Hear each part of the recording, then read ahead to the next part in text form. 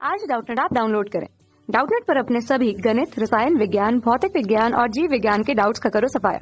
बस प्रश्न की फोटो खींचो, एक ही प्रश्न को क्रॉप करो और तुरंत वीडियो सोल्यूशन पाओ। अभी डाउनलोड करें। क्वेश्चन हमारे पास है कि असत्य कथन का हमें चयन करना है। तो पहले ऑप्शन में क्या दिया हुआ है, बोला ये है कि एक पिंड में ऊर्जा नहीं होने पर संवेग हो सकता है। दूसरा, एक पिंड में संवेग नहीं होने पर ऊर्जा हो सकती है। तीसरा बोल रखा है कि प्रत्यास्थ संघट्ट में संवेग संरक्षित रहता है। और चौथा, अप्रत्यास्थ संघट्ट में गतिज ऊर्जा संरक्षित नहीं होती है। ठीक है, चार ऑप्शन यहाँ पर हमें दिए हुए हैं। अब देखिए, हमें असत्य कथन का चयन करना है। तो पहला क्या दिया, पहले एक एक स्टेटमेंट को हमें देखना होगा। ए है कि पिंड में ऊर्जा नहीं होने पर संवेग हो सकती है। संवेग का मतलब क्या होता है, अगर हम किसी पिंड की बात कर रहे हैं तो पिंड मान लीजिए हमारे पास है, उसके लिए उसका द्रव्यमान क्या यहाँ पर स्मॉल m के रूप में हमने प्रदर्शित किया। किसी दिशा में एक नियत वेग से गतिशील है v के रूप में, तब उसके संवेग को हम क्या लिख पाते हैं, संवेग को p के रूप में हम लिख पाते हैं m गुणा v के रूप में। ठीक है, तो ये तो हमें संवेग के मान को बताएगा। देखिए, एक पिंड में ऊर्जा नहीं होने पर संवेग हो सकता है, ये कहा जा रहा है।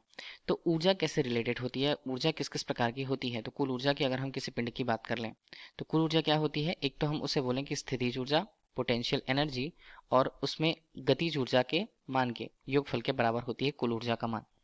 तो ऊर्जा नहीं होगी बोला गया है। देखिए, यहाँ पर कुल ऊर्जा का मान हम शून्य कैसे कह सकते हैं, शून्य का इसलिए तब कह सकते हैं हम, या तो दोनों का मान शून्य हो, गतिज ऊर्जा का मान भी शून्य हो, स्थितिज ऊर्जा का मान भी शून्य हो। ठीक है, लेकिन अगर किसी एक का मान शून्य नहीं है, अशून्य संख्या होती है जिसका मान जीरो नहीं होता है, तो जैसे देखिए स्थितिज ऊर्जा किसी एक नियत स्थान पर, रेफरेंस अक्ष पर या रेफरेंस स्थान पर ही रखा हुआ है, तो वहां पर तो हम स्थितिज ऊर्जा की बात कर सकते हैं कि वो शून्य है। लेकिन अब अगर हम गतिज ऊर्जा की बात करें कि गतिज ऊर्जा का मान शून्य होगा, तब की स्थिति ये होगी कि किसी पिंड के लिए तो उसका द्रव्यमान यहाँ पर देखिए, अगर गतिज ऊर्जा की हम बात कर रहे हैं, ठीक है, तो वो कितना होता है 1/2 mv²। अब हमने ये कहा किसी पिंड के लिए उसका द्रव्यमान शून्य तो नहीं हो सकता है, उसका वेग ही शून्य होगा। तो वेग की शून्य होने पर ही गतिज ऊर्जा का मान यहाँ पर शून्य हो पाता है। तो अभी हम देखें कि अगर कुल ऊर्जा का मान शून्य है तो ऊर्जा नहीं होने पर संवेग हो सकता है, ये कहा जा रहा है, फिर वो गलत है।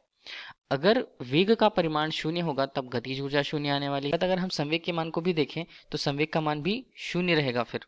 ठीक है, अब विकल्प जो है वो बिगड़ जाता है। कैसे, एक पिंड में ऊर्जा नहीं है, ऊर्जा नहीं है, ऊर्जा का मान शून्य है, ये कहा गया है। कहीं ना कहीं से ऊर्जा का मान शून्य होता है, तो संवेग वहां पर हो सकता है बोला, तो ये संभव नहीं है। अगर हम ये कहें कि पिंड में ऊर्जा नहीं है तो ऊर्जा का मान शून्य है, ऊर्जा के संगत गतिज ऊर्जा के मान में देखें वेग का मान शून्य होगा, तभी पिंड के लिए ऊर्जा का मान कुल रूप से शून्य हो पाता है। और हम ये बात करें संवेग की, तो संवेग का मान भी वहां पर शून्य ही होगा। और दूसरा ऑप्शन हम देखें कि एक पिंड में संवेग नहीं होने पर ऊर्जा हो सकती है, ये तो हमने पहले की बात कर ली है। ठीक है, अब हम दूसरे की बात करें तो दूसरा क्या बोल रखा है हमें कि एक पिंड में संवेग नहीं होने पर ऊर्जा हो सकती है। तो संवेग नहीं है, तो संवेग नहीं है इसका मतलब ये है द्रव्यमान तो शून्य नहीं हो सकता, अशून्य संख्या होगी, वेग का मान ही वहां पर शून्य होगा। वेग का मान शून्य होगा तो हम केवल गतिज ऊर्जा को शून्य कह सकते हैं। ठीक है, लेकिन कुल ऊर्जा की बात करते हैं तो वो क्या होती है, कुल ऊर्जा यहाँ पर, कुल ऊर्जा गतिज ऊर्जा और स्थितिज ऊर्जा के योगफल के बराबर होती है। तो स्थितिज ऊर्जा, गतिज ऊर्जा और स्थितिज ऊर्जा को पी के रूप में हमने ले लिया। यहाँ पर अगर गतिज ऊर्जा शून्य भी है तो कुल ऊर्जा स्थितिज ऊर्जा के मान के ही बराबर होगी।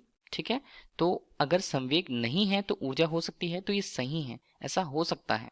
इसके अलावा प्रत्यास्थ संघट्ट में संवेग संरक्षित होता है। तो अगर हम प्रत्यास्थ और अप्रत्यास्थ संघट्ट दोनों की बात करें तो क्या होता है उसमें, प्रत्यास्थ संघट्ट की स्थिति है, ध्यान दीजिएगा, प्रत्यास्थ और अप्रत्यास्थ दोनों की हम बात कर रहे हैं।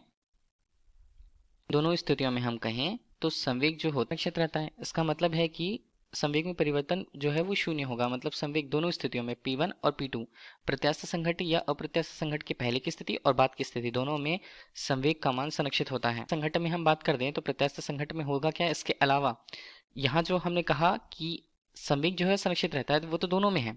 तो संवेग संरक्षण के साथ साथ प्रत्यास्थ संघट्ट में उसकी गतिज ऊर्जा जो है वो भी संरक्षित रहती है। तो गतिज ऊर्जा यहाँ पर डेल अगर हम के ई के रूप में लिखें तो उसका मान भी शून्य होगा, मतलब गतिज ऊर्जा संरक्षित है यहाँ पर।